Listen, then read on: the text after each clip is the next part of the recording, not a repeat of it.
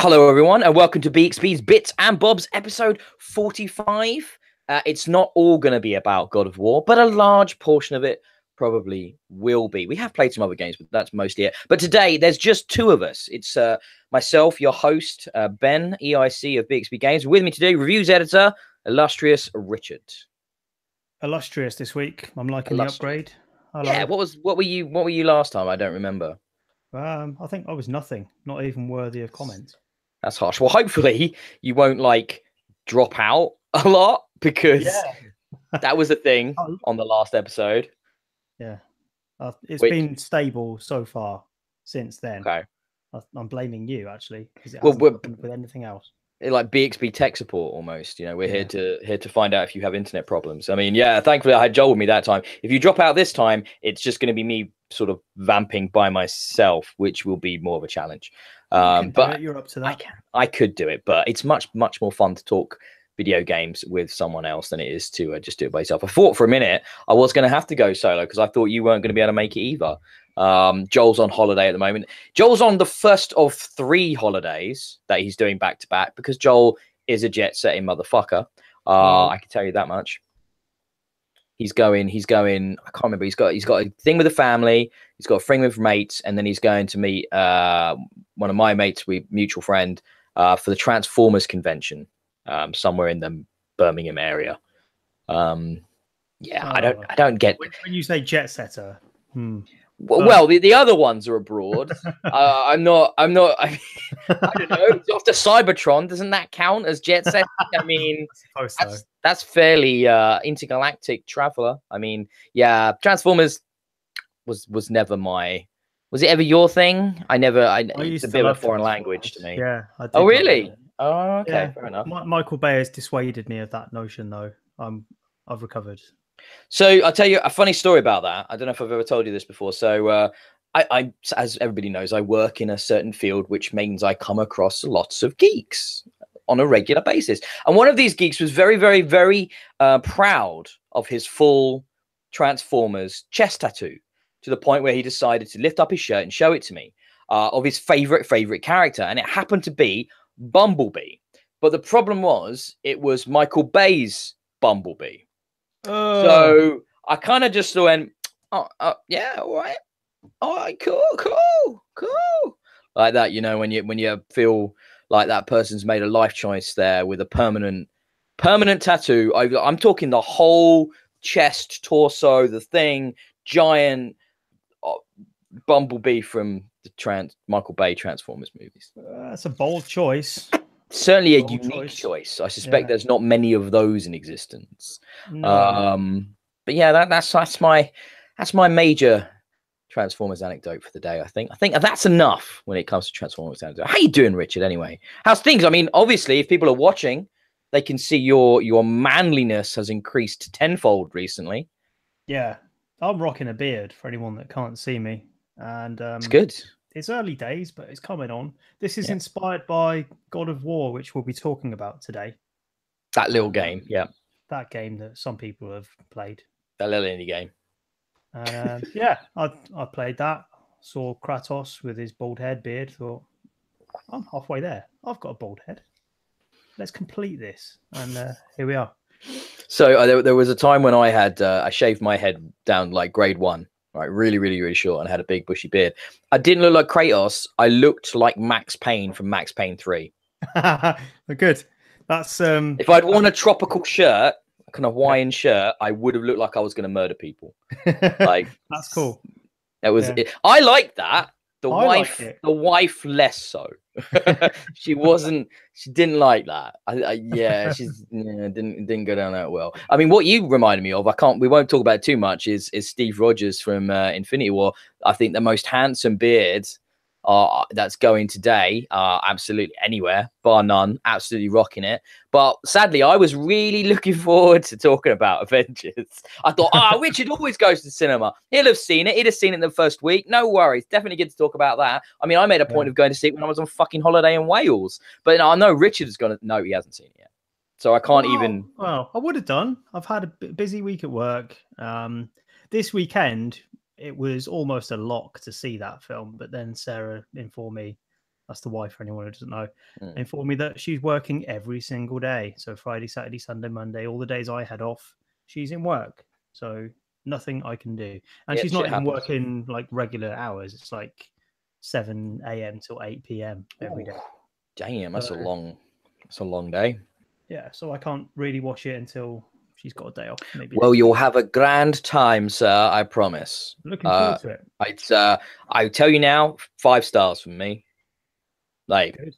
unequivocally 5 stars. Right up there. Is it not suffering from a bit of familiarity? No, unlike for Marvel. Yes, no, I've had issue with that with Thor Ragnarok. Like, I enjoyed Thor, but it felt a bit like I'd seen it a bit before. Same with Black Panther. I really enjoyed it, but there was no wow factor. This is, put it this way, I had an actual physical reaction to this film. I came out because I'd been sat like on the edge of my seat, like completely just engrossed. I came out with the most thumping headache. Like I don't normally, and that's not a pleasant reaction. Don't get me wrong, but it was purely from the intensity and like how hardcore this movie is. Like, I was really impressed with how much they go for it in this, trying to be very vague.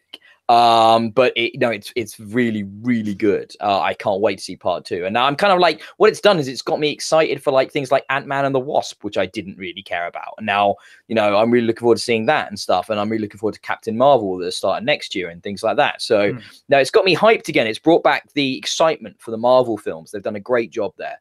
Really, really, really works very, very well. I could tell you, I watched a very important piece of cinema over the last few days, Richard. It was a sequel to a film I thought we were never going to get. I watched Deep Blue Sea 2. Now, Deep Blue Sea, that's the film where Smart Sharks. Is it smart? I don't know if I've seen it. Deep Blue Sea is Smart Sharks. So it's scientists experimenting on sharks, making these bull sharks super smart, and like way more dangerous because of it, and hating humans. That was the original Deep Blue Sea 2. Deep Blue Sea 2. You don't need to see it. I mean, don't. It's like Deep Blue Sea wasn't made with a lot of money, but there were people in it you recognized. Thomas Jane, LL Cool J, Sam Jackson. Actors like. There's no one in this sequel. Like, it's sci-fi TV show budget, like Asylum level. Like, it's really bad. So just don't. Where did you see this? I randomly tried out what was it called now? I can't remember. A different a streaming service that I'd not heard of before. On my TV there was like an app, and when you first signed up for it, I got a free rental. So I was like, oh, fucking Deep Blue Sea 2. It just come out, and I was like, I have fond memories of it as when I was a kid of enjoying the original. I was like, oh yeah, I'll check that out, and it's not worth it. I wasted my free rental. That's yeah, I can't remember what this fucking. Yeah, that is an old movie. Why have they brought out a sequel now? I don't know. No, it doesn't make a great deal of sense as to why it exists or how it got greenlit or funded or anything really. But it's a very strange movie and not a very good one. But there's been a lot of weird sequels. I watched Beyond Skyline as well. Do you remember Skyline? No. Right. Skyline was an alien invasion movie from, again, about like 10 years ago, in which the main concept was these blue lights that attracted people towards them. And then it was this kind of all set in LA. It came out around the time of Battle for Los Angeles as well. It was just like an alien abduction, alien invasion, big negative ending.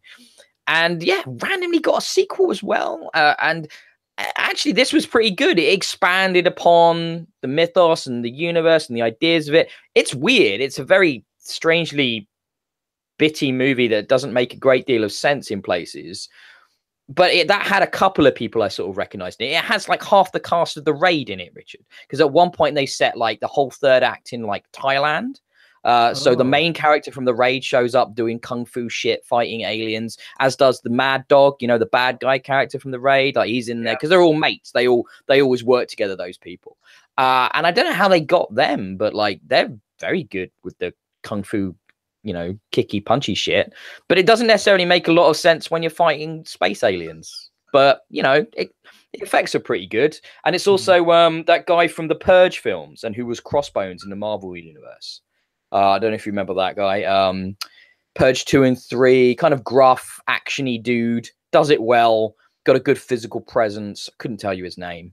I think I know who you mean. Yeah, he's got a funny name. I'm kicking myself because I normally remember this guy, but yeah, and he's the lead and stuff. But yeah, strange, but enjoyably strange. I mean, I mean, we're doing this is our what I will now call like our streaming segment, I guess, because we talk about so much stuff like this now every week. What have you been catching up with? What have you been watching? I've watched Lost in Space. I haven't had a chance yet. Was it good? Yes and no. I mean, if you're going into Lost in Space looking for scientific accuracy and no plot holes, then you're probably in the wrong place. Lost in Space, as a lot of people will know, is based on the, was it 50s, 60s TV show? I think it's earlier than that, isn't it? It was in black Was and it 50s white, or 60s? I thought, I can't remember. It's definitely wouldn't be 60s. I think it was 50s. I think it went from black and white into color, so it's probably like 50s into 60s. And I thought it was that amazing Matt LeBlanc movie from the 90s. I mean, I thought that's what it was based on. I'd forgotten that existed. Gary Oldman, Gary Oldman's the bad guy, like just chewing scenery.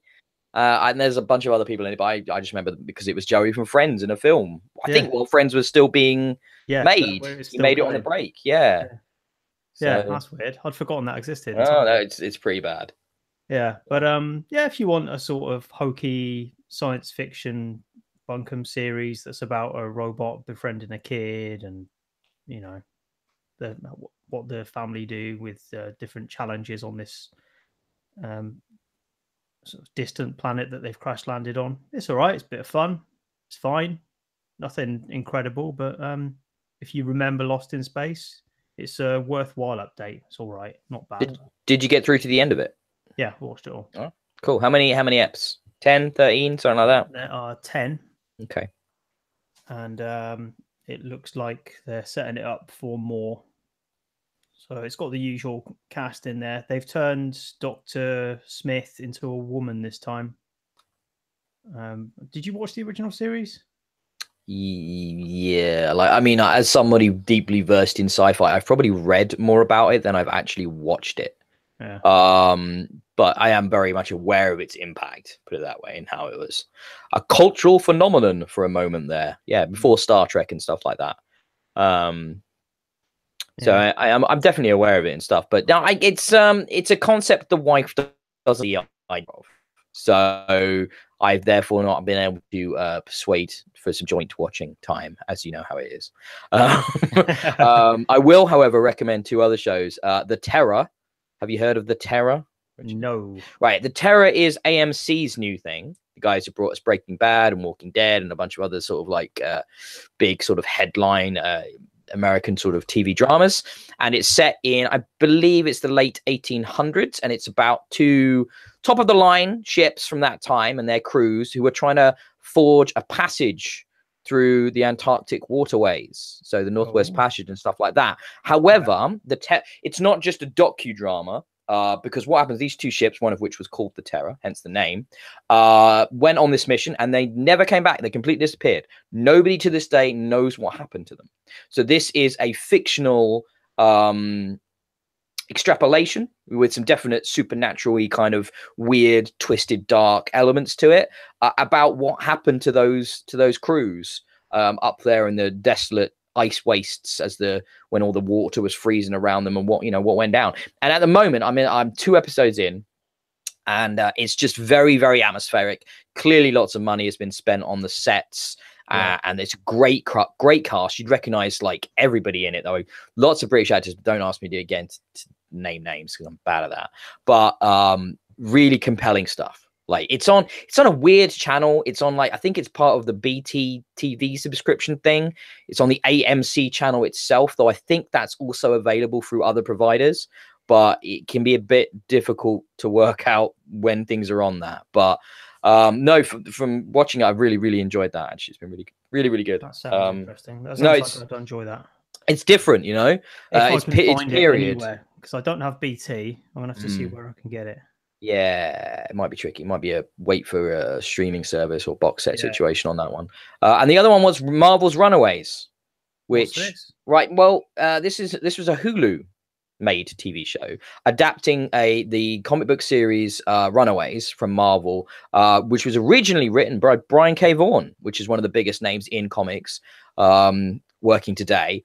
But also at one point there was a run of them written by Joss Whedon when he was still writing comics as well. So there's a real sort of pedigree to them. And I remember reading them when I was first getting into comics like a decade plus ago. It's really quite old. And it was a really interesting concept of, so there's this group of like teenagers and they find out their parents are in this like cabal working together as supervillains. And then it's about them running away, dealing with their heritage, fighting them, twists and turns, and discovering their own abilities and their own powers and stuff like that. And what impressed me with this show is that while I don't think it was made on the biggest budget, it is incredibly faithful to the comic. Like they're doing a bang up job, you know, with the casting and the writing, and it feels very authentic and at the same time modern and enjoyable and accessible. Now, I've been quite impressed with that. Again, I've watched a couple of episodes of it so far, and yeah, it's pretty cool. If you're in the mood for something Marvel, that is being shown on. I think again, it's a random channel. I can't remember what it was. Where am I seeing that? Because it was originally on Hulu, but there's now UK broadcasting. I think it's Sci-Fi actually that's showing it. Now I think about it. Yeah, I think it's Sci-Fi. Okay. So most people should be able to watch that if they have a cable or satellite provider. And you watch The Expanse, don't you, Richard? No, you've recommended it to me a few times, and I've. You mentioned like Lost in Spaces, bubble gum, not sci-fi accurate, necessarily well thought out action stuff. The Expanse is the kind of opposite of that. It feels very authentic. It feels very well researched. And I'm up to date now with the new series, and it's a bit strange because the way they're adapting The Expanse, because it's based on a series of books, isn't necessarily one season is one book. Most of the seasons seem to end about halfway through. And what I've noticed with the season 3 is that while it's still good and continuing, because it's sort of starts halfway through the second book, it doesn't have a huge amount of like plot driving impetus at the start of the season. I'm 4 episodes in and there's like, you know, wars breaking out and stuff like that. But the characters feel a little bit like the main characters that we've grown to know over the previous 2 seasons feel a little bit like they're waiting for the next big thing to happen to them to move them along. And that's because of how they're adapting the story, which is a bit strange. But I know, you know, you can tell something's about to happen, but like, and it's still very good and very well made and very well performed. It's just, I feel like it needs something to kick it in the arse to get it going a little bit. Otherwise it could just become more of the same, but still very, very, very enjoyable. And Richard, you really should check that out.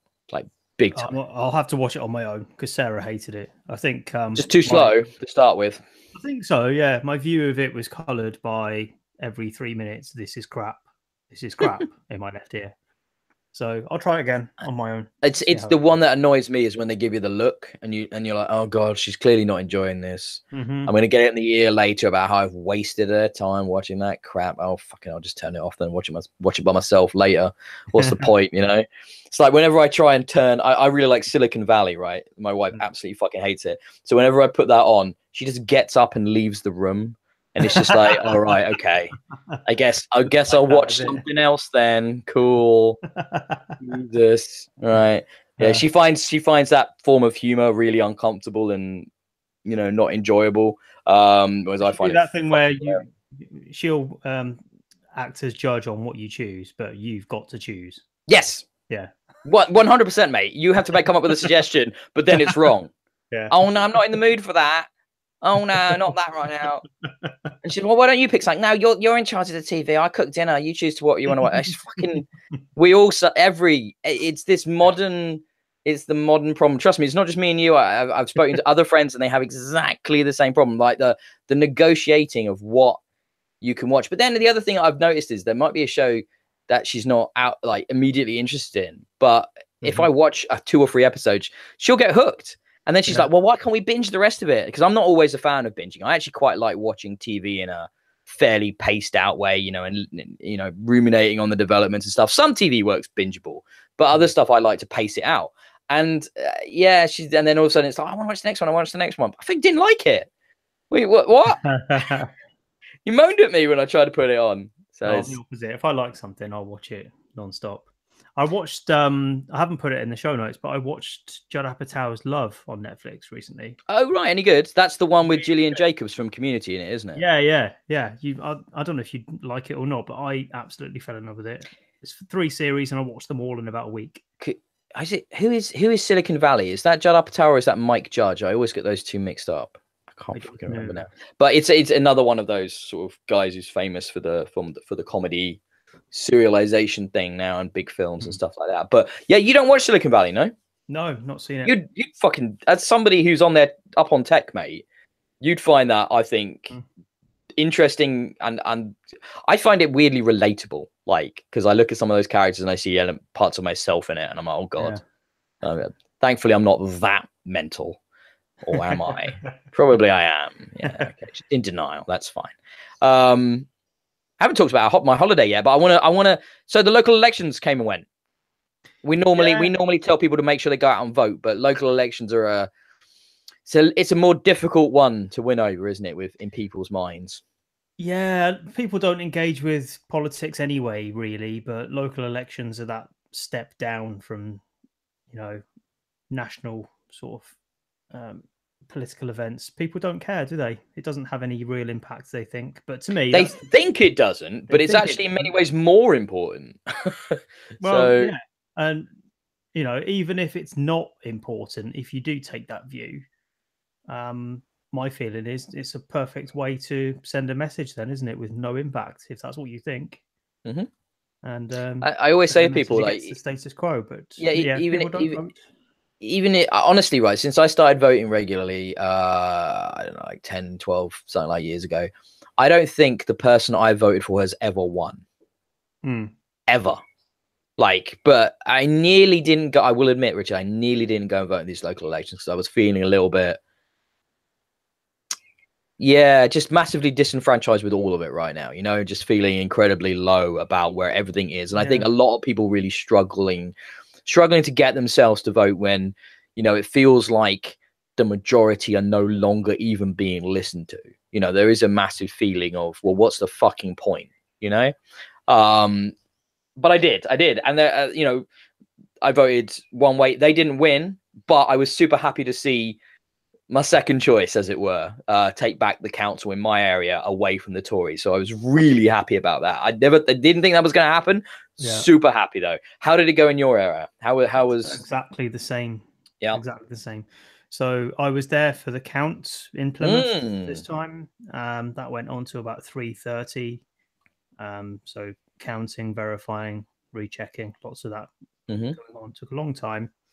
But yeah, the outcome, I think, justified what I was there for, really. I was hoping for a pro-EU vote. That didn't really materialise in Plymouth as such, but nationally that seemed to be the trend. UKIP lost all of their councillors, apart from 3 or 4, I think. They lost about 120. Those votes went to the Tories. There were big gains for Lib Dems, Greens, that's nice.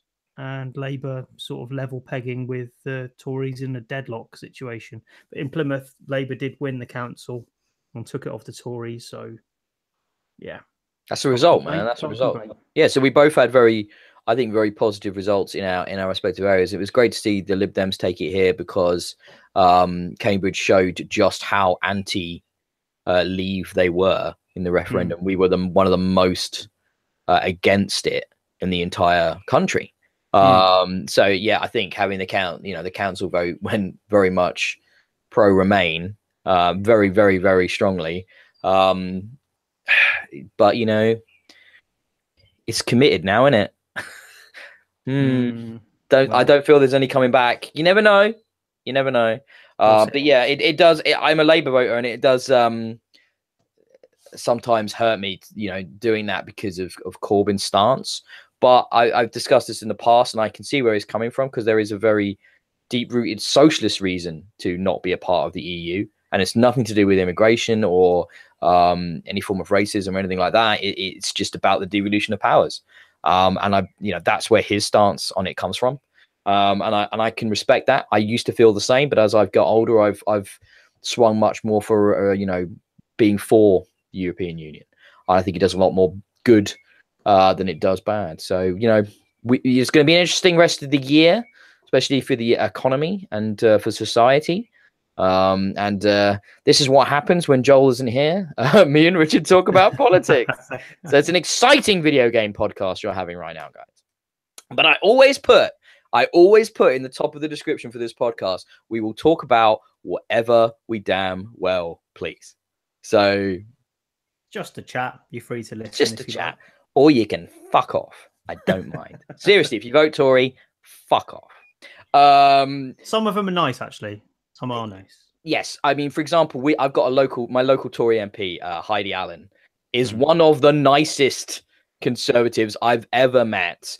And she actually has some very moderate stances. She was one of the ones that crossed the floor and stuff like that. She's really good. She's really, really good. And because you can tell them, you can see a politician. When you see politicians, they're the ones that are doing it because they care and they want to help and they want to make things better. And then they're the ones that are doing it because it's an easy job and it makes easy money for them and they like the power.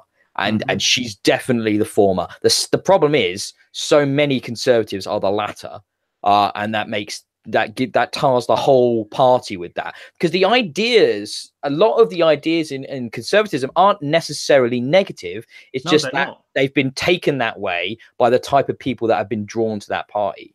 So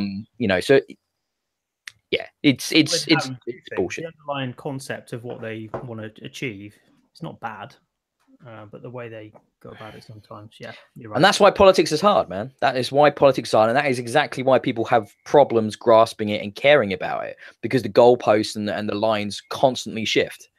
Constantly shift. And it's like you need to dedicate a full-time job just to understand it and know what's going on a daily basis, and who has the time to do that? And we can't trust the media. So what do? You just hope you're putting the right cross in the right box, I guess. If you went out and voted, thank you. Honestly, always worth doing. Remember, it's a privilege. It's a privilege. There are places still on this planet that do not get to do that. So use it. Where was that ID trial they had? Is it Bolton? Somewhere like that. What happened there? I don't think I saw this. No. They ran a trial where you needed photo ID to be able to vote. Oh, I heard they were going to trial this. It didn't go well, I take it? No, there's about 4,000 people that were turned away. So not good. Oh, shit. Why would you... I guess the worry is voter fraud. It is a case of you could turn up to your polling booth and you don't even need the voter card. You can just say what address you're from. And then they just ask you to confirm your name. I guess it would be very easy to fake that if you wanted to. I guess, but but in terms of scale, 4,000 people turned away ridiculous. Against a problem of 20 reported cases at the last election of alleged fraud. Ridiculous. Not worth it. We should be able to vote online. I think technology like that would be beneficial, and then you could do all those kinds of ID checks, because you could have that all sorted out ahead of time. And then, just tick the boxes. I think a lot more people would vote then. But, we need to move the technology forward, I think, to help that. Anyway, probably should move on. You put cars. Have you got a new car? Or are you just looking at cars? What's happening? I'm looking at cars. I can't remember if I've mentioned that I am now driving. Yes. Well, you mentioned to me. I don't know if everyone knows that you have a license. Yeah, everyone. I'm allowed on the roads now. So watch out. But I am driving here and there. I'm being allowed to take cars for work, so I've got a rental car at the moment. Yeah, that's exciting. It's not very interesting podcast material, but I just wanted to say it's cool. I feel great about it, so that's that. I still don't know how to drive. However, I feel like in the last few years, I've learned a lot more about the technology in cars because of my love of F1. So I weirdly know quite a lot about cars, but I don't know how to. I reckon I could probably drive relatively easily, I guess. Now, if I went to learn, I think it would be something I could grasp quite easily, but... Have you never tried to learn? No. Do you want to? Kind of feel like I should sometimes, but at the same time, around where I live, I don't know. I was ambivalent about it as well. I thought, I can't stick another decade of this because I was getting to my 40th, and I thought 40 years old and I can't drive yet. I thought, yeah, I'll just get it done. And then once I passed, I was like, fucking hell, cars are brilliant, and they ain't cars great. See, I already like cars a lot. I already really like cars, but and you know, I can definitely appreciate the design and the technology that goes into them.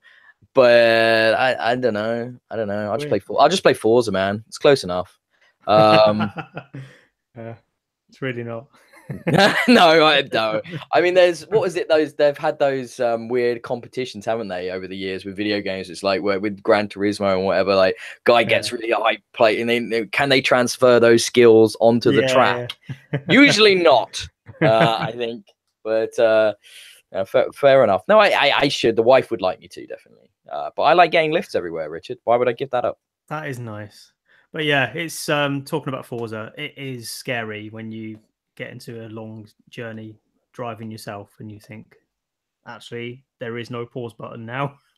I'm stuck on this motorway for the next 3 hours. And yeah, it's a weird feeling that, because a lot of my inspiration when learning to drive was from video games. So there's a lot of not bothering to brake because of Mario Kart and stuff like that. Be wary of transferring your existing skills, Ben, if you ever Oh, so I can't use other cars to slow myself down to make corners? No, you can't. Ah, shit. Okay. Where's the fun in that? No, that's just nuts. Okay, fair enough. And then I had a holiday. I went to Wales, Richard. It looks beautiful. It was, mate. It was good. It was the weather right now. I don't know what it's like down your way in Plymouth, but it's absolutely gorgeous out right now, like sunny and just beautiful and hot. However, what we had in Wales was like we were moving towards this, but instead it was there was cloud, there was a little bit of rain occasionally, but it's very dramatic and like very fitting for the country I was in. I almost wouldn't want it just to be like, you know, no clouds in the sky, because there's something about Wales which suits a little bit of a changeable vibe, and it was just stunning, mate. It was I spent some years in Wales. I grew up in Wales between the ages of about 2 and 7, so I don't really remember it that well, but the biggest thing coming from where I live right here in Cambridge is that it's so flat here. It's so fucking flat, and then Wales is just mountains and hills everywhere. It was brilliant, mate. So we did some hiking and walking. Randomly, accidentally didn't realize, to like the culinary center of Wales, where there's like Michelin star restaurants and restaurants set up by Michelin star chefs everywhere. Like, so I ate really fucking well, I might say, like incredible food down there. Things I noticed, like they're so friendly. And I don't know how, have you spent much time in Wales yourself? Because it was my first time in many years. So not for a long time, but yeah, I've been there a few times. The weird thing, I did live there briefly. Oh, you did as well? Okay. I think I was about 1, so I don't remember anything. Sort of similar. That's interesting. The thing I noticed is weird because obviously it's part of the UK, but at the same time, and everybody speaks English, but at the same time, it does feel like another country because, you know, there is a lot of Welsh everywhere on all the signs, and everything you see has the Welsh and English translation. So it's almost like going to a European country that is particularly welcoming to English speakers. You know what I mean? It does feel like you're in another country, and yet it's super accessible. And they were really lovely people, just super, super lovely. The weird things I noticed is I don't know what it's like in Plymouth, but I didn't see any homeless people in Wales. Maybe they just shoot them. I don't know what the policy is, but there was nobody begging. Cambridge has a terrible problem with beggars around here who are like the non-real ones, the ones that come in on the train to hit the tourists and to hit the students, right? And they are the fucking worst, mate. But there was none of that where I went, and it was just lovely. The scenery was amazing and peaceful and relaxing, and you know, for a getaway, I went for our 5-year wedding anniversary with the wife, and it was just, yeah, it was amazing. We had this amazing cottage that we rented for the week, and yeah, it was. And then I went to visit some friends, Mark, on the way home, and I played my first ever Dungeons and Dragons game with Mark. So that was a thing. I've never done D&D before, Richard. So that shocks me more than the driving thing. You've never played Dungeons and Dragons? Never done any pen and paper role playing game before, not once. That's And weird. I always known I would enjoy it. Like it's clearly my kind of thing, obviously. Yes. But I've just never had that group of friends that did it. And he ran we did a tutorial thing. He's coming down to visit us in a couple of months. We're going to run a 2-day long campaign. Like that's crazy. But this was like a tutorial for that, creating our characters and doing a little bit of like practice. I had so much fun, mate. It's fucking brilliant. Like, oh my God, so much fun. It's just crazy. It's a bit of acting, a bit of video games in there as well. Obviously we have both played millions of video games inspired by and even using Dungeons and Dragons rule sets over the years. Yeah. And so all of that language we'd already know, so it's like you can immediately pick it up, how it works, character sheets. It's all taken from that. The video games is massively taken from that.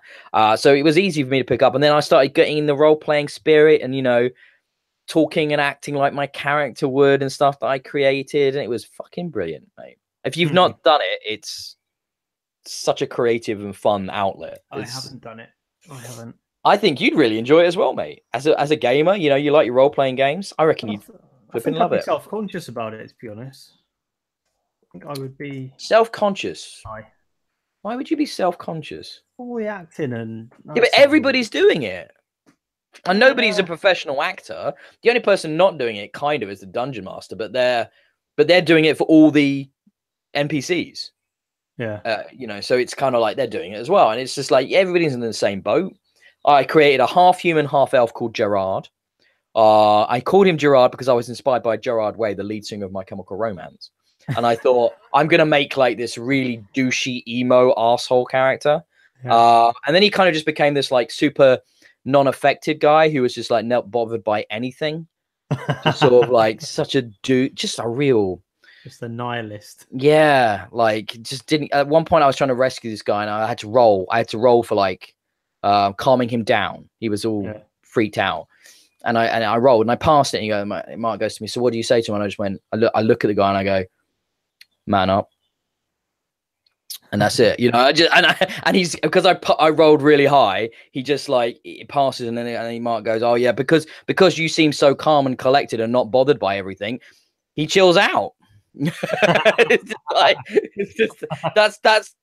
when a good DM, when people are being creative and fun, you're playing off of each other. Everybody, they help that obviously I'm a long-time friend with the guy and stuff, but you play it with friends, you don't play it with fucking randos, so you're all going to be comfortable, in that situation, and then you just sort of relax into it, and it random shit happens you don't expect, and you will just play off of it. And so it's like a video game that doesn't have constraints, because all video games are bound. They have limits, don't they, as to what they can do. So imagine that. Improvisational. Yeah. Imagine a video game without limits that could go anywhere, so just whatever's in the DM's mind. It's pretty fascinating stuff, man. I can see why it's had this resurgence of late, because of Stranger Things. It's become, and other stuff, it's become much more popular of late. And there's like podcasts and TV shows and all this stuff dedicated to it now. And it's so cool that it's had this crazy renaissance. You should get in on it, man. You should get in it. I'm trying to get you to come do our 50th podcast in person. Yeah. I'm not sure about now that you're driving, Richard. You can just take the keys and go, brother. She can't stop. If I had my own car, that would be true. So if I've got a car by then, it'd be cool if we could do that. I know it's difficult. It would be cool. You're all the way down on the south coast, so it's quite a way, I guess. Yeah. But we'll talk about that when we know more. Did you want to move on to video games now that we've been chatting and catching up for about 40 minutes? Oh, mate, video games. They're a thing. Yeah, let's talk about those. Should we talk about why we're never going to talk about Detroit Become Human, Quantic Dream, or that arsehole David Cage ever again? Do you want to talk about why we're about it? I think this news story isn't the reason I'm not going to play Detroit, but yeah, shoot. It was kind of like the straw that broke camel's back for me. Like I was already on the fence with his history of what he has made previously and how he is with people. And there was already these allegations of him and Quantic Dream having a very toxic working environment. And then, so basically the story is, and it's shocking to me that this didn't get picked up by more outlets. I was expecting this to blow up. Maybe the outlets are waiting to see where the legal stuff falls, but only Kotaku and Jason Schreier seem to report this. But basically, Quantic Dream are suing the French journalists that published the stories of the toxic work environment that's happening at Quantic Dream. Because, you know, it's not true, is it? I mean, these weren't small, rumory, you know, fan sites for all intents and purposes like us. These were large national outlets that made these allegations. And I, for one, am not at all disinclined by them saying it didn't happen at Quantic Dream. I believe it's true. This guy's MO, the things he's said in the past, the positions that his games and his very much his visions have taken in these video games, I can 100% believe that it is from some of the allegations are racism and sexism are rampant in within the developer, and I believe them. And even if they're not, you don't deal with those things by suing the source of the allegations. You deal with them by investigating them, and then, you know, you either deal with them internally or you don't have to because they're not there. What are the specific allegations? Is there actual evidence? Is there actual evidence? What does that mean? You're breaking up. Sorry, I was just saying, what does actual evidence mean? I mean, because you're not going to have a recording, are you? 95% of the time. You know, you might if Panorama have gone in. There might be transcripts. There might be transcripts of what? I mean, like it's all things conversations that have been written down inside of it in a video game developer. I mean, well, if it's worthy of reporting, you'd think someone would have a record of things. I think the newspaper Le Monde had multiple people come to them and corroborate the allegations, right, before they went to print on the story. When you're dealing with these forms of allegations, I just don't think it's realistic. I mean, it's not something that's come up in a annotated HR meeting. You know, it's something that's happened in conversation, off the cuff, maybe in the break room, maybe over someone's workstation. I think it's unreasonable to think that there would be hard evidence. You know, when you're dealing with sexual harassment or racism or something like that in the workplace, 99% of the time, it's just going to be the word of the employee, isn't it, against the employer? You know, that's and yeah, I guess. But if it's that far removed from the actual workplace, if it's sort of an incidental occurrence, no, I'm talking about at work. These things happen in Quantic Dream. Yeah. But there's things that happen in every workplace that I would see as dubious. In my workplace, there's dubious things that might go on. Nothing too bad, but you know, that doesn't necessarily reflect on the employer. It's just something that happens between employees. Yeah, but isn't it of the workplace itself? When you're talking about David Cage is the one saying these things. I mean, that's not just workplace banter.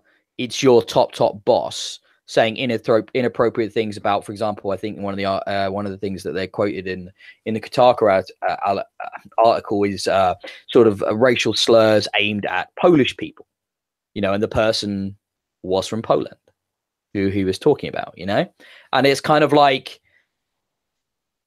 you know, you add that all together with the reports that we've had over the years, and there's been multiple interviews with David Cage where he's said things that are a bit that, you know, get to that line, you maybe cross it a little bit, and you're like, this sounds like this is a man who, I wouldn't say he's necessarily any of these things, but he clearly doesn't care about his workplace, you know, not reflecting him. And it's just makes for a very uncomfortable place for people to work. So the interesting thing is, this article isn't like going out of its way and saying, you know, oh, he's closed them down, they're racist. It's just saying, it's just using the word toxic work environment, right?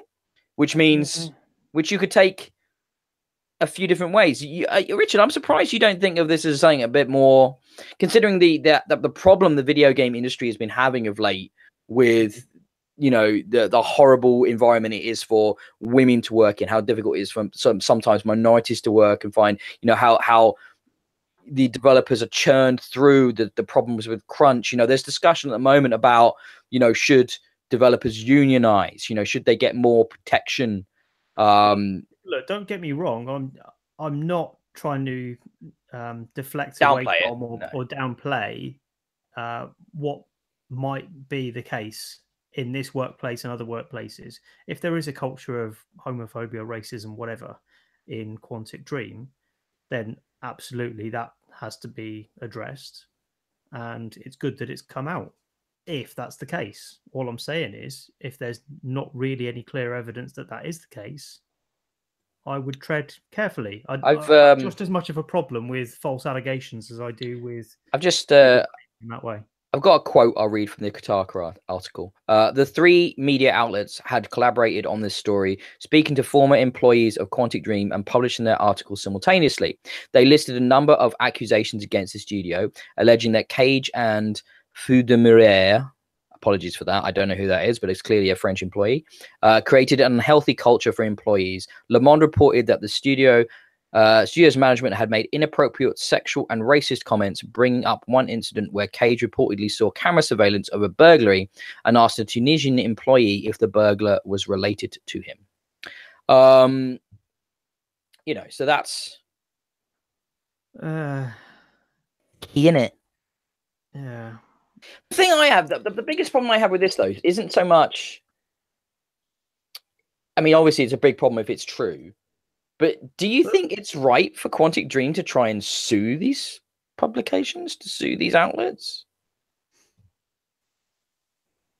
Well, do you think that's the right way of dealing with the information that I've got? Possibly, yes, because it's damaging to them. And if there isn't really a case to answer, why wouldn't they sue them? It might I think be the right thing to do. I mean, yeah, if you're taking as read that there is an issue in Quantic Dream, then clearly that is the wrong approach to take, isn't it? You deal with the problems that you've got internally rather than sue somebody else. But if it is predominantly fictitious, and one take on this could be that David Cage really cannot write very well. We know this from his work. When he's making these jokes, they're clearly bad jokes.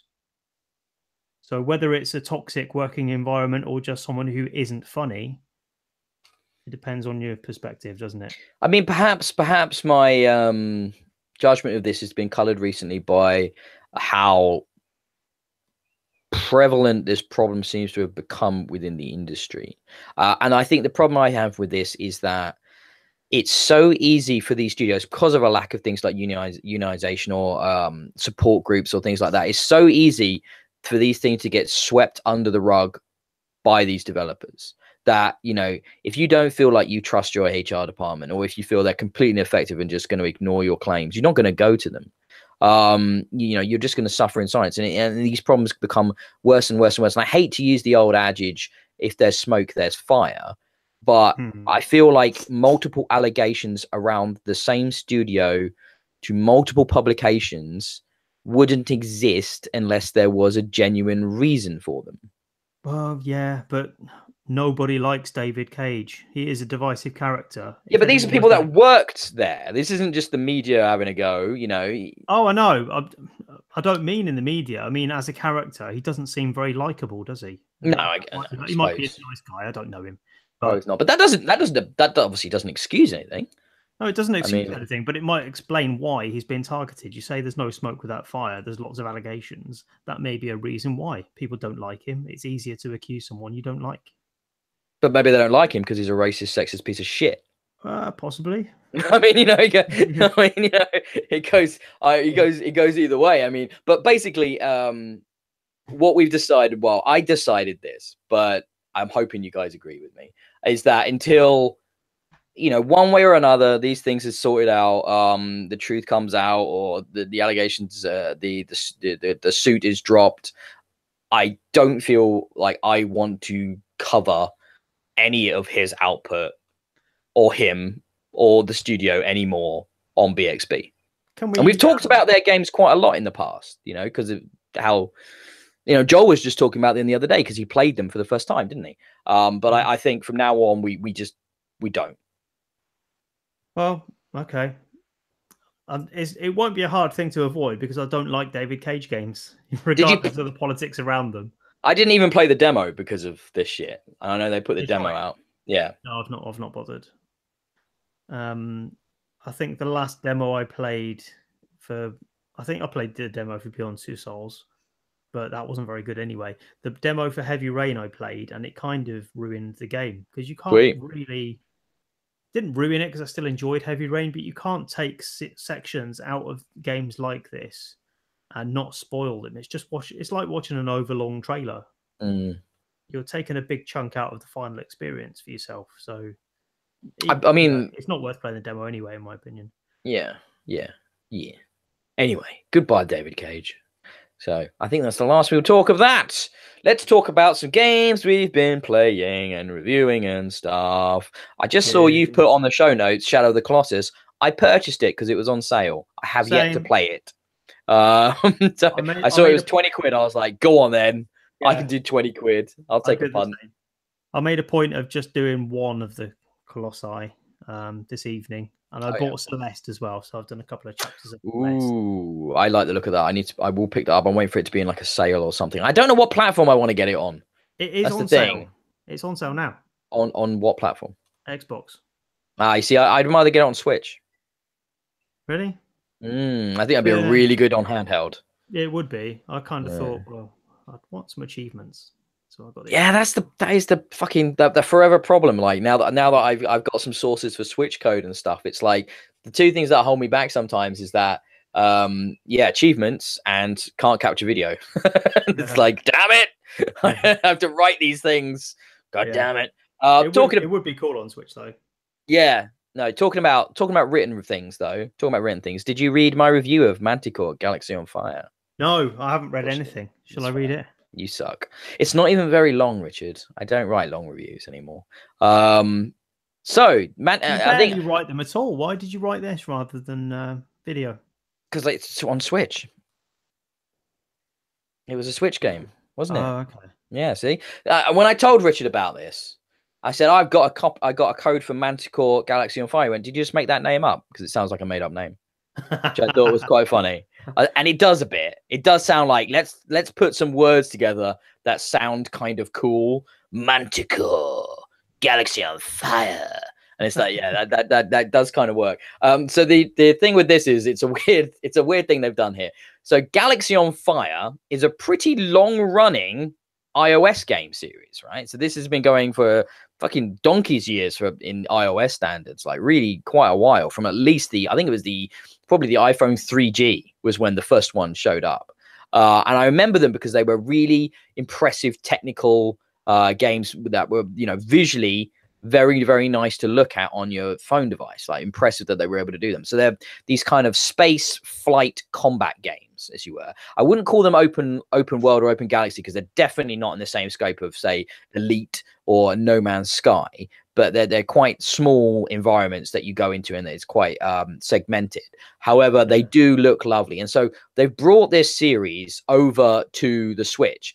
And the Switch version is, at its core, a port of Galaxy on Fire 3, which I believe was Galaxy on Fire 3, Manticore. So what they've done on the Switch to make it sound like it's not the third iteration of a series you've not been able to play on your Switch is they've dropped the number and switched the name around. And there are more changes than that. They've taken out sort of all the microtransaction stuff. They've made it so the story is a bit more linear and structured. So they've done work. You know, they've done some really work. And it's a very good looking game. And there aren't really any other games. Yeah, it is. There aren't really any other games like this on the Switch. So it fits into a nice little niche.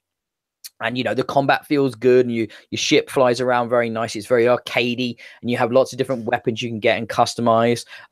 There is a pretty awful story, but it's surprisingly well voice acted, which is kind of sort of weird that it's bad material, well delivered. You know, I don't really care why we're doing this, but while my gruff captain character tells me about things, I'm like, oh yeah, okay, man, yeah, you're all right, you're good, I like you. You know, It's weird when that happens, isn't it? Like yeah, Anthony Hopkins in Transformers. You can't yeah, quite decide whether it's good or not. yeah, because normally with something like this, you'd expect, you know, some half, you know, a small facet of the developers who were asked in an internal email, do you want to do the voices? And they've come along and done the voices. That this actually sounds like they've got some professionals doing it. And there's some good delivery and there's some good ancillary characters, and you're like squad unity. Basically, ostensibly, you're like a group of mercenaries. A bad thing happens, and you have to band together to find out why and fight the bad guys. And that's pretty much the plot. And it's all broken down into these quite bite-sized, easily manageable, very portable, you know, very good if you're on the handheld sort of side of things, missions which you can easily just get through very, very quickly. I had a good time. It's not doing anything new. It's not breaking any molds. However, it's a very fun, solid experience that's accessible on the Switch, which doesn't surprise me considering this was an iOS game, you know, so it had to be accessible. It had to have bite-sized missions.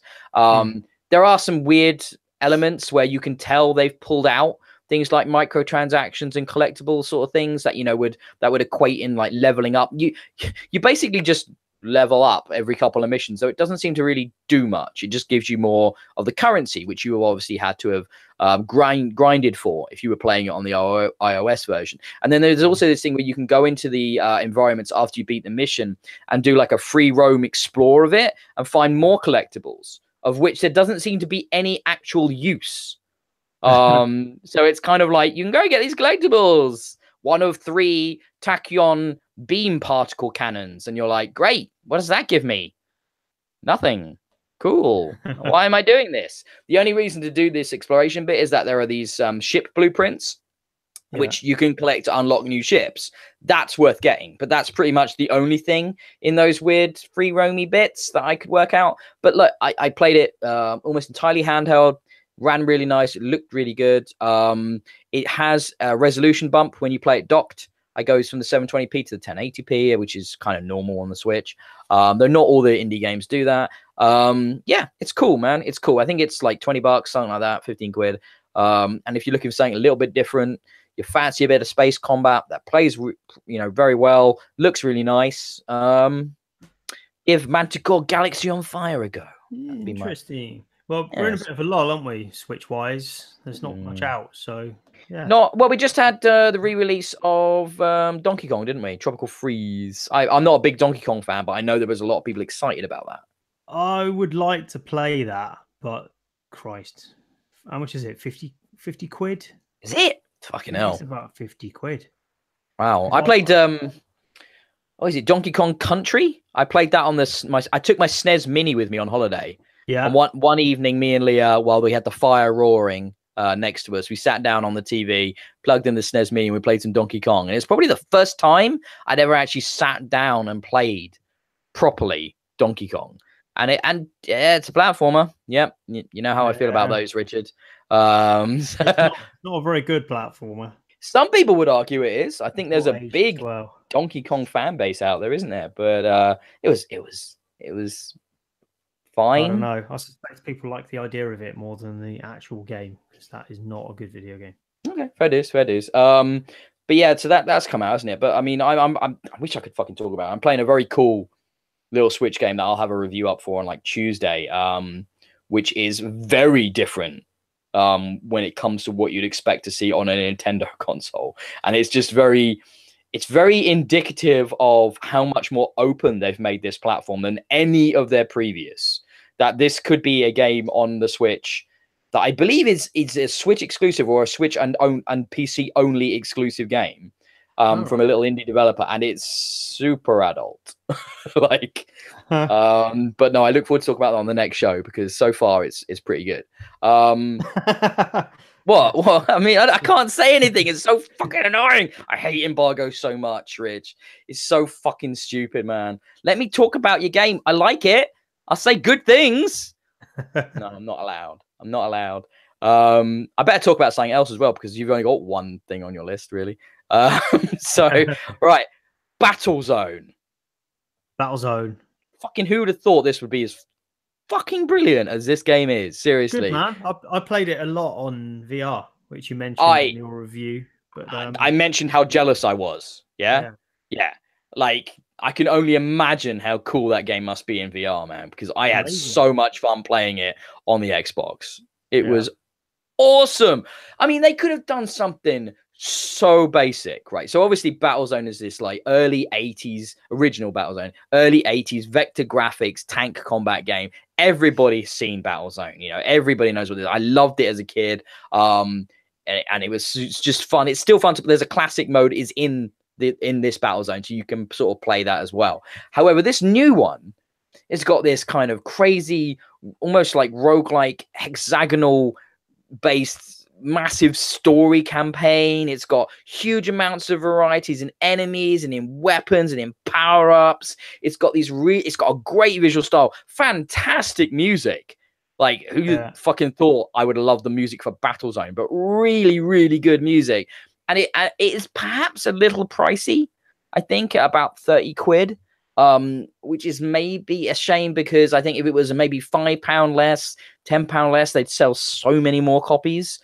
Because it's a real gem. It's like a really surprisingly good continuation of the franchise. Like, who, you know, Rebellion, I believe, was an inside team as well, publishing it and developing it at Rebellion. They must have picked up the license at some point.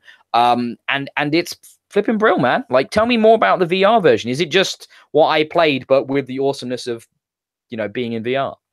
Yeah, it's the scale of it. It's just, of all the VR games I've played, it's one of the most impressive for scale. And I think it comes down to that visual design. It looks like, you know, like 80s and 90s representations of what VR was supposed to look like. No, man, it looks like the first Tron. Yeah, exactly. It looks like Tron or something out of Lawnmower Man or something like that. Yeah. Like a proper aspirational vision of VR, but it's real now in your house. And it just feels so awesome to play. Not even looking at outside the tank, just in the tank. It looks huge and incredible. Wow, okay. If you can get on it in VR. When they brought the price down and stuff, I'm looking at it more and more and more every day, and it's just like, man, I would fucking love this. This is I think it's a shame I've kind of played it now, because I think that would have been the game that would have got me to get it, you know, because it looks it's so good. And I don't know why you've not been. I've heard it's been out for like a year on PSVR, and like, why have you never told me about this, Rich? Why did you keep this secret, man? I've told you about Battlezone. I don't think you have. I don't think we've ever talked about it on the podcast or anything. I think it came up when I just got. Didn't you send me a code for it? I got a code for it somewhere. Don't think so. I think you did. Did I? I think you did. I think I reviewed it. So is it on the site and I didn't even realize? That'd be I think so. Well fucking funny. Yeah. Why don't you tell me about this, Rich? This game that I sent you. I'm gonna do a review for. I'm gonna do a search on the site now, and if that's the case, oh fuck, you did, yeah. November 20th, 2016. Right. That's a while ago. You can forgive me for forgetting that. I mean, Jesus. What? Well, let me see what you. I'm going to read your closing power. You gave it 4 stars as well. So, you know, accurate. We are mirroring each other in our scores. Battlezone is the clean slate that says virtual reality is finally here. Recover from its stumbles. Whatever happens as the technology develops and finds new avenues of invention, this game feels like an important milestone that embraces the best of what we hoped for yesterday and delivers it today. It's really pretty simple. If you share the same dreams as me, you have to play Battlezone. Wow, I can't believe well written, isn't it? That was nice. I've forgotten what I've written, I sound all right. That's a nice turn of phrase. What was my? I'm going to read my closing paragraph as well now. Then, if we're going to do that, I bet it's not as good as yours. I usually just spout bullshit. Let's have a look. Oh no, I can't. I didn't write this one. This was a video closing paragraph. I'm getting so used to my Switch reviews now that I expect. If you, that's amusing. I wonder if the PR were the same people that sent your code, sent mine, and I acted like I had never seen it before. So clearly they loved my enthusiasm. That's hilarious. Brilliant. See, that's the thing now. There's so much content on bxbgames.co.uk. Even Like, we don't know what's on there. even the editor doesn't remember what's on it. Like, that's how we roll. But yeah, mate, I'd love to play that in VR so much. Like, it would just be mind blowing, I reckon. I absolutely adored it. It was so good. So good. Did you want to talk about another VR game that maybe isn't as good? No, maybe about it, really. Do you want to talk about Operation Warcade? Because I know you you touched upon it last time, but you've done the review now, I think. Yeah, I was really disappointed by this because it's a VR version of Operation Wolf. If anyone remembers the 1980s, that was you made it, Tato, someone. Sounds right, yeah. Yeah, arcade game from the 1980s. One of those installation arcades where you've got a mounted Uzi that vibrates a lot. It was one of the first to do that, I think. So it was kind of a big draw in the late 80s in arcades, and I loved it. I think there was a follow-up called Operation Thunderbolt or something like that. And I remember playing that with my dad a lot. That was a 2-player one. But this is a single-player light gun shooter. And Ben's opened a bottle. Sorry. Drinking heavily this evening. I've earned it. For anyone that's not watching, Ben is drinking heavily.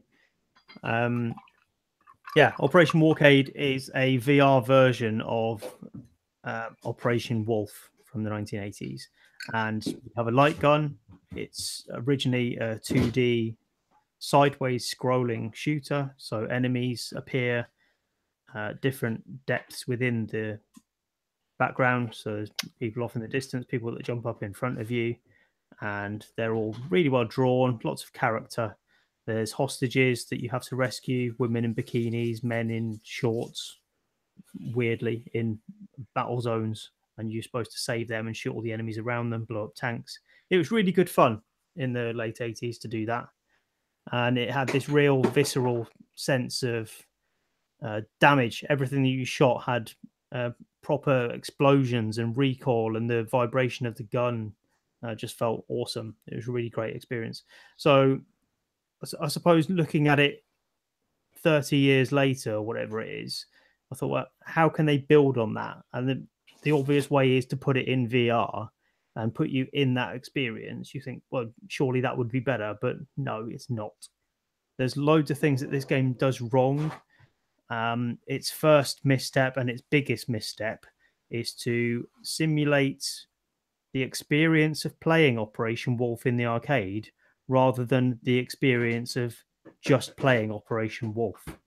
So it's really weirdly framed. It's not just a game in VR where you shoot enemies. It's a game in VR where you play an arcade machine shooting enemies. And that disconnect totally breaks the experience for me. You're literally holding the light gun of an arcade machine and peering into the screen. And it's all like 3D and that. You've got the depth perception there that VR brings, but you're looking through the frame of a 2D screen to see that. And it just breaks the immersion completely. From what So it sounds more like it's an arcade simulator. Like it simulates you being in the arcade rather than you playing Operation Wolf. That's exactly what I'm saying. What the fuck's the point of that? Yeah, I don't know. I don't get it. So you start in an arcade. You're standing in an arcade, and there's one machine that you the only game is that. What the fuck's the point of this? I don't understand. It sounds like a developer put into loads of effort to like make an arcade simulation and then just put in Operation Wolf cabinet. Like I don't understand. That doesn't make any sense.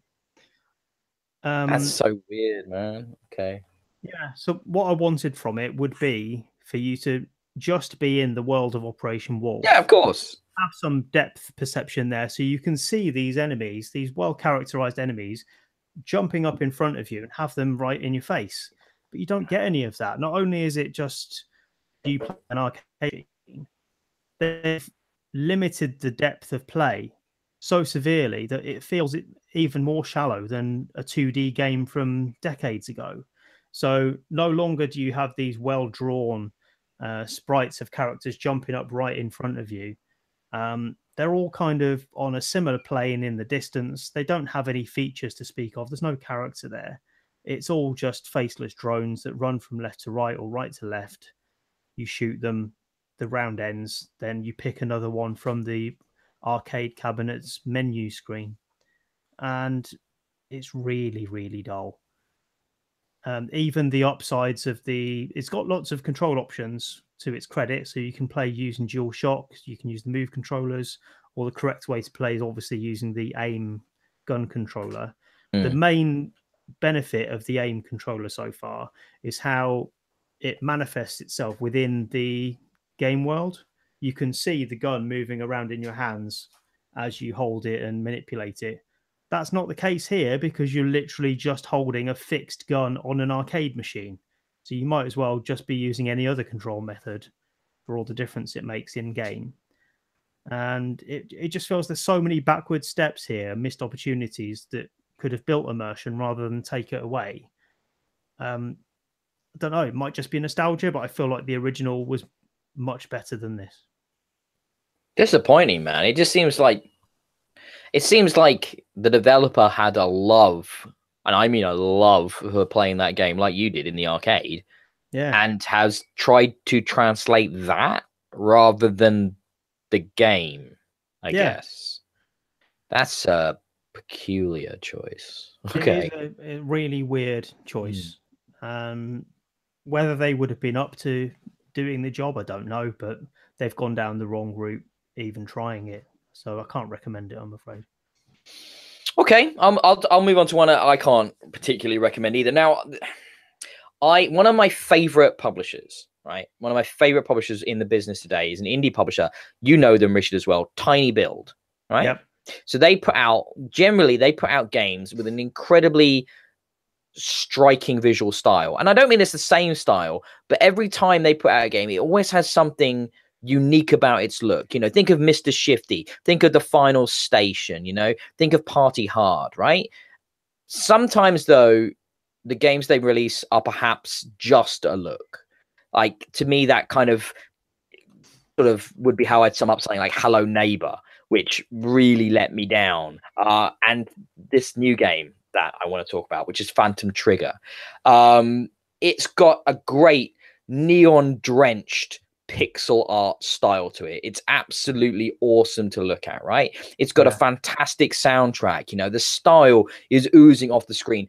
However, I just couldn't shake the feeling I'd played this game before and I'd played it in a better iteration, and that was Hyper Light Drifter, right? So this is that kind of super hard, top-down action game, you know, with like lots of like dashing and slashing, and you know, you've got a bit of variation in your weapons with your different buttons, you know, sword slash or like a big fist attack. And it's got this sort of interesting story wrapper where it opens with this pixel art cutscene of your character ostensibly, or someone, we don't really know if it's your character immediately, dying or collapsing, not dying, but collapsing whole in a suburban environment, you know, on the kitchen floor in front of your wife. And then we're in this sort of underworld situation, which is a bit cyberpunk and a bit dark fantasy, and it's creating its own mythos and its own world, and it's quite an interesting wrapper.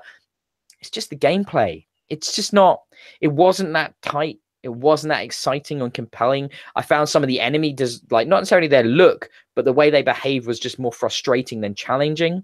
Yeah. It is very strong to look at. And there's a reason I always get very excited when I hear from the guys at Tiny Build about a new product or you know, a project or anything. And I'm always very keen to try it out because 90% of the time those guys pick, you know, whatever they're publishing, they pick very, very, very strong product. But this one, it just left me just wishing it was a bit more, you know, wishing there was more to the game than just that amazing look. And I don't have a huge amount to say about it. I'll be honest with you. I reviewed this a few weeks back now before I went on holiday and stuff like that. And already this is kind of indicative of the game. After putting in many hours, it's already slipping from the memory. You know, I remember how cool it looked. I remember how cool it sounded. I don't really remember a great deal about how much fun I had playing it. Do you know what I mean? Yeah. It's a shame. It's a shame. I feel like there's some potential there. The developers are clearly skilled. You know, they put together a very comprehensive package. It just didn't click with me on a gameplay level. And sometimes, you know, that's art, isn't it? That it's subjective. It didn't work for me. So yeah, I just wanted to throw that one out there quickly. Did you have anything you wanted to ask about it, Rich? Before I moved on, because otherwise I'll just get on to Masters of Anima. Looking, yeah, it just looks a bit dull, doesn't it? I don't even think it looks that interesting, to be honest. Sometimes some of the lighting and the neon pinks, you know, they actually described itself as a neon hardcore slasher, which is like, wow, they created their own genre. Good for them. It's it's cool, you know, it's super cool. Cool. That's kind of all. That's all it is. So I'll move on to Masters of Anima, which I believe is a proper gem that is getting completely and utterly overlooked. I don't think anybody's talking about this fucking game, and it should be on more people's radar. So Masters of Anima you sort of start playing this, and it looks like a very pretty, well realized sort of action RPG. That's the first vibe you get from it. But it isn't. It's actually more reminiscent of Pikmin. And I don't feel like I've played many games in that sort of controlling small squads, sort of strategy, tactical combat. Like, I don't even know what genre you'd call that. Pikmin is very much its own thing, but that's what we've got in Masters of Anima. So you can do direct combat, and you do sometimes do a little bit of that to support. But what you're mostly doing are summoning these sort of homunculi, these creatures that will come and fight for you in combat. And there are various classes in melee, range, you know, various other types. I don't want to spoil as you get further into the game because they're quite story specific. But you're summoning these things. You're giving them orders on the fly. You can do various, you know, it's not overly complex though, because it's kind of a small scale console RTS sort of thing. It's not an RTS. I mean, it's Pikmin. Like, you remember, that's kind of RTS-y, isn't it? Would you call that an RTS? I don't think I would call it that, but as the closest parallel, I don't know. Yeah, because RTS is the problem for me is RTSs are controlled in a certain way because you're an abstracted general, aren't you, or commander, right? You're pulled off. You're not on the battlefield, and you're selecting all the units or some of the units and moving them through direct action. Whereas in this, you're there as well as your character, and you know, so you're maneuvering your character as well as giving orders to and regrouping. You know, the level of complexity of control is less than an RTS, but more than an action RPG. So it sort of sits somewhere in the middle. What it is, though, is pretty much unique. You know, there's Pikmin and then there's Masters of Anima. As far as I know, I've never come across another game quite like that. I mean, sometimes... actually, now I think about it, what about Overlord? Do you remember Overlord on the 360? Oh, yeah, that's true. That had elements of that, didn't it? Yeah, but it's not exactly a overly saturated genre, shall we say? No, this is quite a while ago. Yeah, we're going back, I'd say, like, what, 10 years? Something like that? Maybe 2007, something like that, for the Overlord games. So, yeah, so in addition to that quite unique control scheme and gameplay mechanic, which is super deep and interesting and fun to play, it's a really well-realized fantasy world that feels unique. Again, another game with great voice acting, like absolutely stellar voice cast. I immediately liked the characters in this game, the hero characters, and it's so cool, right? So you're this, I can't remember the guy's name because again, it's been a few weeks since I played it, but your character is sort of the betrothed to the head wizard type chick, and she's like what would normally be your character. So it's quite fun that you're like this pretty kind of losery, kind of pretty shit dude that has to step up when she gets taken out, and then obviously that spurs you on the quest. And it's a fun subversion. There are lots of very strong characters, a great mustachio twirling villain, you know, that you really love to hate. Fantastic art style, great music, really high production quality and polish. Like, this game feels like it's from a much bigger studio and publisher than it actually is. It's really honed.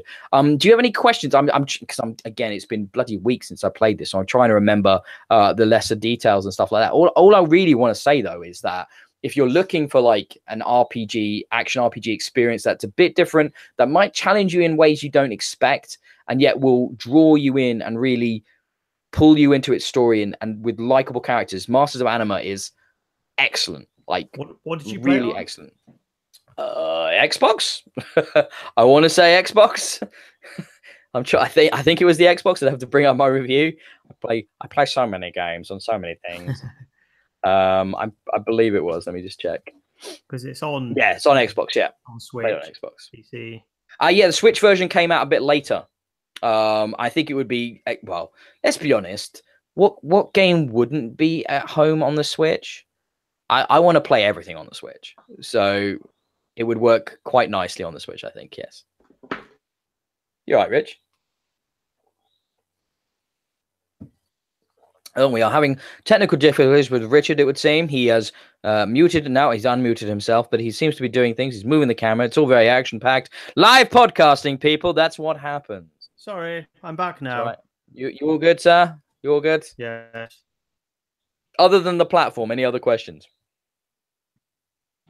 No, just an observation. It looks nice. It does It look looks, pretty, doesn't it? Kind of. It looks really nice, yeah. Cell shady sort of look. Looks pretty. Yeah, kind of. It's got a distinct enough art style to stand out, but it actually it feels like a bit like a Nintendo game. Like it's got that charm and that whimsy. You know, it's got that sort of a bit of a Disney vibe to it as well. And that's definitely where they go through with the 2D art on the characters when they're doing their dialogue and stuff like that. It feels very much like like a old school 2D Disney film. Yeah, it's just really cool and different, and it has a nice attitude to it. It's not like you're a gun toting or a sword wielding massacre of men. You're just this kid like who's in love with a girl that wants to help her, and when you go on this quest to start with, it's very much about I just want to save her. I don't care about the rest of the fucking world. So it's relatable and understandable, it's compelling stuff. I really enjoyed Masters of Anima. Yeah, you guys should check it out. Obviously, for full reviews, which were done closer to the time I played them, therefore we'll probably have more pertinent details in them, and will be recounted when I'm not quite as inebriated as I am now. So might want to check those reviews out. I guess, Richard, we should talk about the almost albino elephant in the room. Yes. Do you want to kick us off? Maybe you can convince me as to why I should keep playing this game, because I feel like I've played it before at this point, and it's not really grabbing me. How far have you got without spoiling it for our I just met Brock. Okay. That's very early. Okay. Great.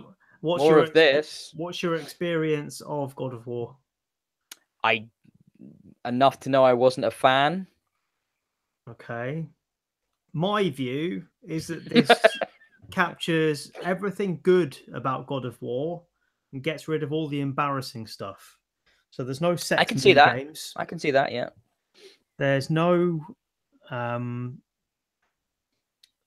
sort of shallowness, although a lot of people see that as quite a selling point of God of War. They like the always-on gruff testosterone. Yeah, well, guy the Gamergaters about do. Everything. Yeah, the Gamergaters like that. Yeah, yeah. Kratos now has far more depth to him as a parent. He develops his own character. His son develops his character over the course of the game, which I did finish today. Oh wow! Okay, cool. It's definitely worth sticking with. It has all of the cool stuff that you will remember from the God of War games, more than you would think that it's got in there from the opening moments. It's quite slow, methodical combat, isn't it? So you've got your axe.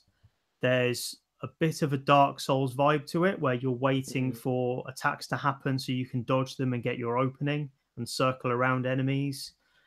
The only time so far I felt challenged in combat were the trolls. Okay. What, are you playing on normal or? Yeah. It will get more challenging, and you'll unlock more types of attack the further you go, and that is massively important. There'll be a big difference in how you play further on. to how you're playing now, because you simply won't have a choice. You need to use everything at your disposal. So the boy that's with you, he can fire arrows. Yeah. What's his he- name? Atreus. Atreus. Yeah. Yeah, so he can fire arrows. You can sort of develop his attack style by giving him different outfits that prioritize attack, defense, healing. You can develop your own powers by increasing the skills that you've got with your axe, or attaching runes to your axe to unleash special attacks like magical powers. And all the while, it's gradually building your repertoire. There's never anything particularly deep in there. It's all contextual attacks. So it might be pausing before you hit attack, rather than doing complex sequences of button presses. It's quite simple, but there's enough there to keep it varied and satisfying. And there's quite a spread of enemies to deal with as well, all with their different attack patterns and styles. So combat-wise, I found it interesting, and it does mix it up partway through the game as well. I'm not going to go into too much detail because I don't want to spoil something that happens. But yeah, there's a lot there to like in terms of combat. I really enjoyed it all the way through, and every single battle feels visceral. You can feel the pad just draining batteries every second because of how much it rumbles with every punch. And I love that side of it. But the real draw is, I think, the depth of the world. It's not the biggest open world game ever. It's not a Ubisoft game, but coming from where it's come from, with a deeply linear series going before it in the God of War franchise, there's a lot to sort of revisit and go back to. That's frustrating for the first few hours. I don't know if you will have found this already, but there's lots of things that you can, that look like you should be able to open them or travel past or use, that you can't do at the moment, and you won't be able to for a while. But eventually, once you get to the proper game, and that's when you can choose your side missions and go back to old areas and explore, that's where the real game is. Yeah, the only thing I've had is I went down a chain and got one hitted, and I was like, oh, guess I shouldn't have gone here yet. Fair dues. There is a bit of that, not too much. That doesn't happen all the time, but yeah, there's some odd pacing where it will throw enemies at you that are level 6 or 7, when you're like level 3 or 4, and it feels like, well, why did you let me go here if there's no possible way of me doing this? But I suppose that's a Dark Souls thing. Dark Souls did that too. There is a hell of a lot in here that's inspired by Dark Souls. Really? Loads.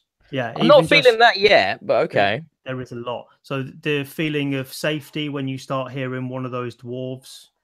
You've only met Brock so far, haven't you? There's he starts popping up all over the place.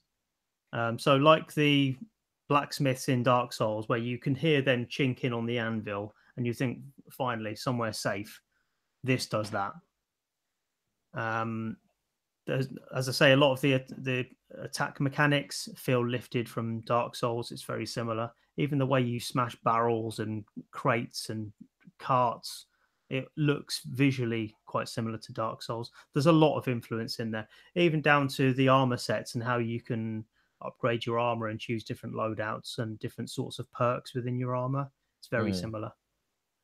But I just really love the story. Visually, it's fantastic, but the story really does a brilliant job of selling Kratos as the reluctant parent and his journey to being a responsible adult, not just indulged in his own sort of vendettas and history, and having to deal with his conscience about things that he's done in the context of having to imbue his son with values that mean something.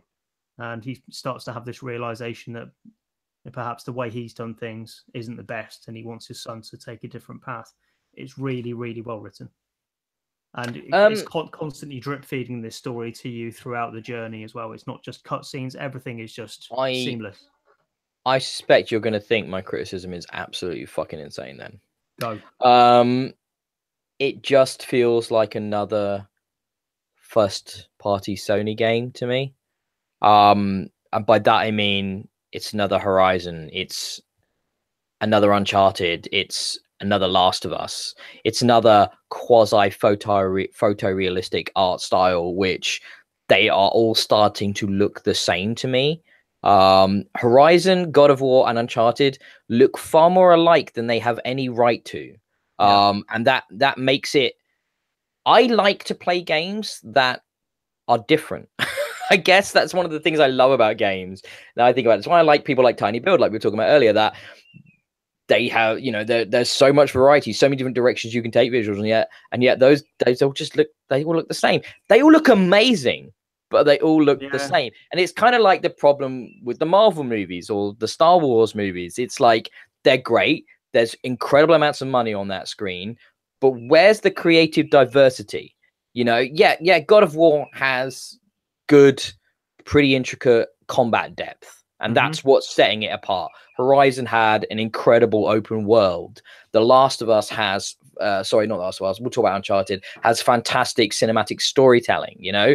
I'm not there yet with God of War selling me on its story. If I see him reach out one more time to whatever the fucking son's called and pull his hand back at the last second, I will shoot myself. It's just like, he's done it 3 times in the first 2 hours, Rich. Like, I played this game. Like, you may have forgotten, but I've just played them. Like, and it's like, that is a lazy ass piece of storytelling. That way, I promise you, that relationship will surprise you. I know it will grow on me. I know it will. I can totally see myself getting pulled in on that and like really caring, and 100%. Like, I love Nathan Drake, like, you know, but for me, you know, it is a really, in a way, superficial problem. But yeah, the fact that they are so whitewashed in their style, perhaps not the best use of words, but you know, in many actual ways, they are all whitewashed. That homogeny of it. I know what you mean. Visually, I did think this is a hell of a lot like Horizon Zero Dawn, to the point where I thought, well, maybe a crossover is in the works. That would work. Yeah, that would work. But, yeah, it does look very similar, but I don't think it's fair to say that they are homogenized in the sense that perhaps Ubisoft games are. They are far more interchangeable, and you like Ubisoft games. So the difference between The Division and Far Cry, Ghost Recon, and Assassin's Creed, a lot of those have parts lifted directly from each other and cannibalized. This doesn't feel like that. It is completely a different game to the other ones that you mentioned. I think that you say that, but they must share resources, yeah? Because it's first-party studios. Well, they must do. They must. They do. It doesn't feel like it. Ubisoft games feel like it. This feels unique. It just looks like it. Yeah, I think visually, yeah, you have a point. I'm not sure it's a detriment because it looks so incredible. It's probably the best looking thing I've seen, and you won't have seen any of the larger scale stuff yet. If you think back to some of the boss battles that were in the original Gears of War games, how amazing they looked on paltry hardware as well, considering by today's standards. Some of those huge full scale boss battles. Do you mean God of War? Sorry, you said Gears of War. Easy to do. Did I? Sorry, God of War. No, very, very easy to do. Yes, I can understand that. I was just thinking, the Brumac? What are we talking about here? Yeah. So God of War, you've got those big battles on the back of gods and whatever. You won't have seen so much of that yet, so it looks great so far as you've seen, but the scale just goes off the chart, and some of the stuff you see is just. It will. I mean, I am playing on a bog standard pre-redesign PS4 only on a 1080p. I can only imagine how good it must look, 4K HDR and all that. Amazing. And the really amazing thing about this game is that everything impressive that you see is all running in engine, but not just in engine. There are no cuts at all. Everything siegs smoothly and without any sort of hesitation through cutscenes into action, back to cutscenes, and sometimes a mix of the two. And it feels right. And it's not like the old days of Resident Evil where you might have a bit of a chase scene and you press circle to go through the door or whatever. It's not like that. It feels like you're actually part of the action, but has that benefit of just looking tip-top, the best a video game can look today. Yeah, what surprised me was how complex the combat actually is already at my point, and I can see where it's going. I was like, oh, so they didn't really shy away from bringing that old style God of War combat into this new look, even though the camera's much tighter, you know, and then obviously the fucking, I fucking love that axe, man. Oh my God, good. so good. The way it comes back to you. Oh, I love that. And I love that that's used them as a mechanic and you summon it back to you manually. I love how Yes. you can throw it out there and leave it for puzzles and stuff. And then sometimes you'll go off and I'd forget. Oh, Yeah. fuck my axe. And I Yeah. pull it, and because I've got a long way away, it takes longer. Yeah. I love, and you just hear it going dong dong dong dong dong dong dong dong dong. And it's like that's fucking amazing. Cool. And how that all plays into combat and how you can throw it out and then like you'll go through a guy and then you pull it back and it goes through him again to do more damage. That's crazy satisfying. And I can't wait to see where like more unlocks come for that and the combos for that and stuff like that. I'm really enjoying that. No, it is good. It's very, very, very, very good. And I obviously need to put a bit more time in it and get past my hang-ups about it just feeling a bit like I've seen it all before. I had the same feeling for the first couple of hours, and I completely forgot about it then. Because once it's got its hooks into you, forget about anything else. Is there a moment that's going to be like, fuck, I can't stop now? Or is it like a gradual thing, or is it just or is there a turn that happens where I'm just like, oh snap, bitches, like that, and I can't stop. Gradually, the more it opens up, the more I liked it. It was frustrating for quite a few hours. I think the first 5 hours, because there's it makes it clear it is not going to be a linear game, but the first few hours are linear. So it sets up all these things that you know you're going to be able to do later, but you can't do yet, and it's frustrating. But once you get to I don't want to say. Don't tell me. The first proper boss battle.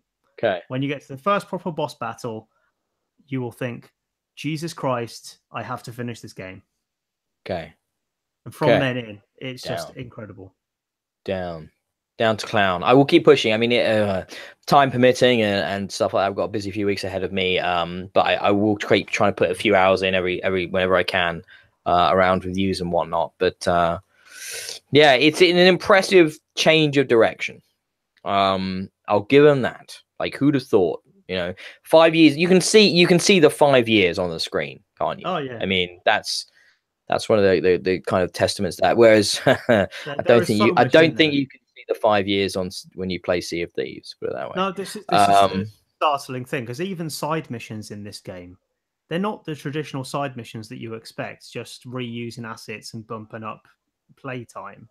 They're properly crafted side missions, like more than you would see in most games, and it's just thrown away on a side mission that probably not everyone will play. It's honestly astounding stuff. Okay, I will keep going. Have you done all the side missions then as well? What's your level of completion? Can you go back? I mean, you can go back even after the game. You can go back and pick up everything. I am almost 100%. There's a few really tough challenges come the end of the game. It paces it out really well, so you don't have to do it while you're playing through. You could leave it all to the end if you want, but there's quite a lot of post game stuff to catch up on as well. So there's a lot there for your money.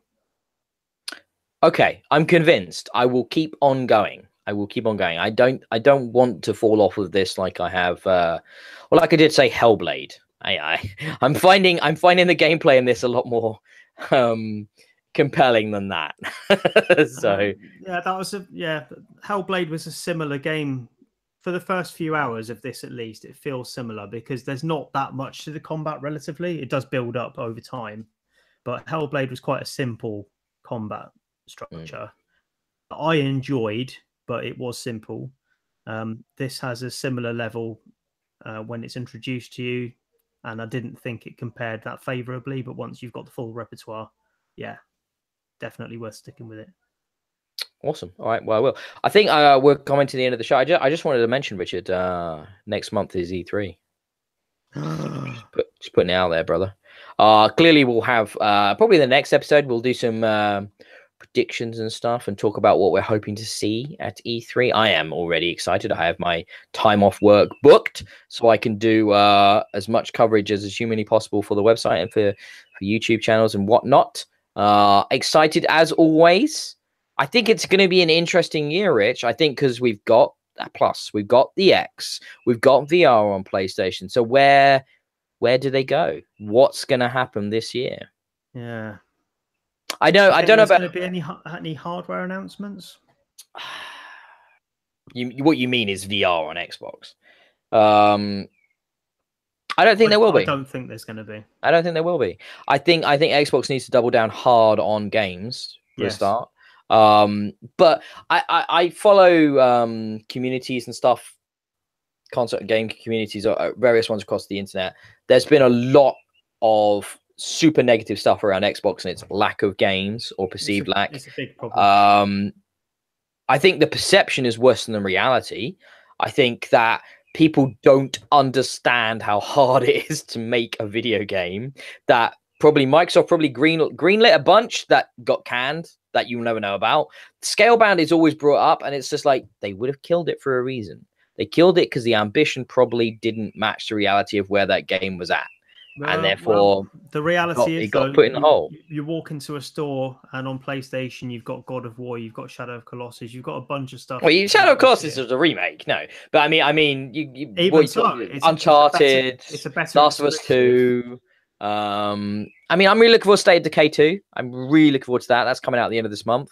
I really like the first one a lot. And being able to play that in co-op should be excellent experience. I think the idea of basically being able to play The Walking Dead as a video game, the idea of a proper zombie world survival game in 4-player co-op. I'm not fucking talking about DayZ mod whatever to Armor or whatever. I'm talking about a proper crafted from the ground up zombie game here. That should be a lot of fun. I'm looking forward to that. It's still a kind of middle tier game though, isn't it? And it's double A, isn't it? Disappointed. We haven't had a proper AAA game since Gears 4, which was 2 years ago. Well, surely we're going to get Halo on Xbox, aren't we? I mean, we're going to get new Forza, I would have thought, announced. The rumor is from Bethesda, Doom 2, which I am unbelievably excited about.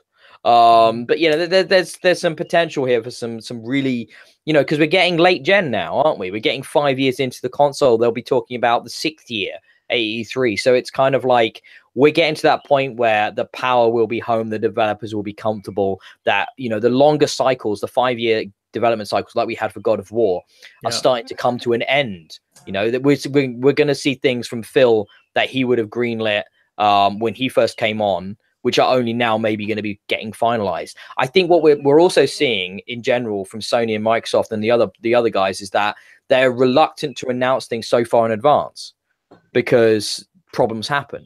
So I think maybe there'll be stuff we get from Microsoft and Sony at this conference that will be out this year that we have no idea about.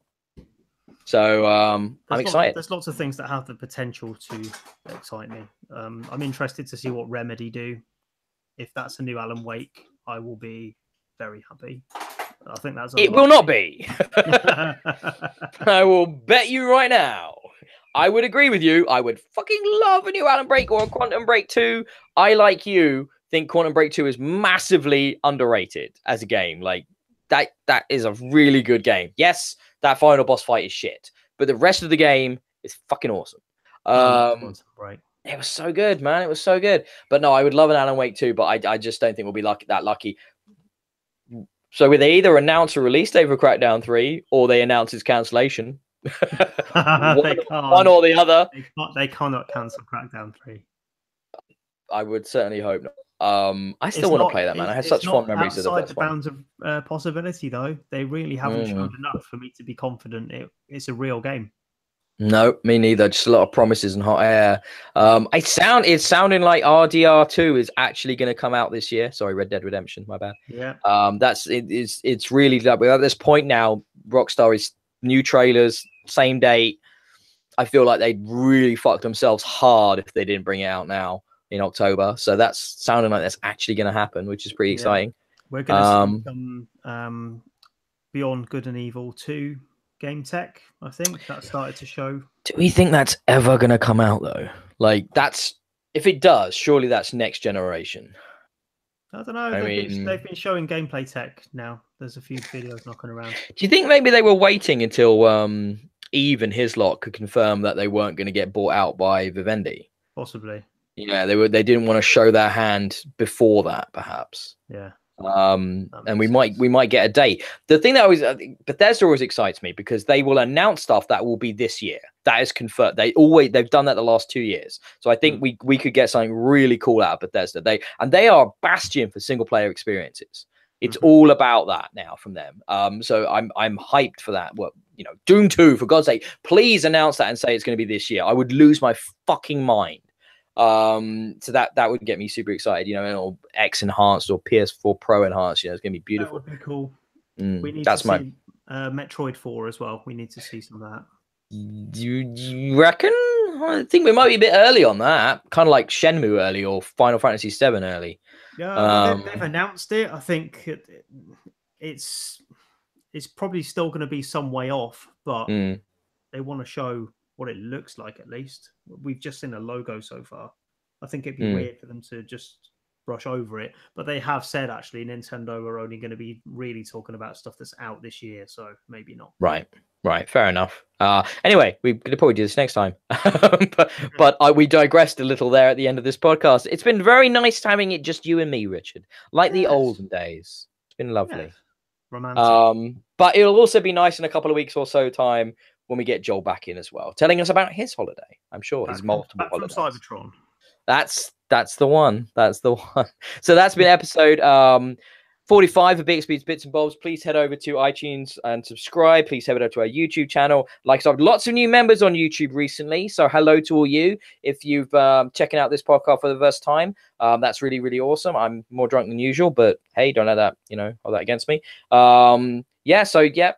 Get over to the website, bxbgames.co.uk as well. Read Richard's reviews. They are fantastic. And Joel's reviews. He did a cool video review of a VR experience. I really like that way of covering VR. I know it's really difficult to do, so I don't know how he did that, but kudos to Joel. Loads more stuff coming. Little bit quiet time of year, I guess, right now. Lots of little games. Not the big releases at the moment, but it's going to, next month, things will pick up. Trust me. Also, if you're interested in writing about games or doing videos about games or streams about games, drop me a message on Twitter, on Facebook, wherever. We can have a chat. I can send you some code and you can play some video games and see how it goes. All right? Has it been a fun one, lad? I liked it. Thanks, good. Dad. No problem. We'll see you next time. Ta-ta. Bye. Bye.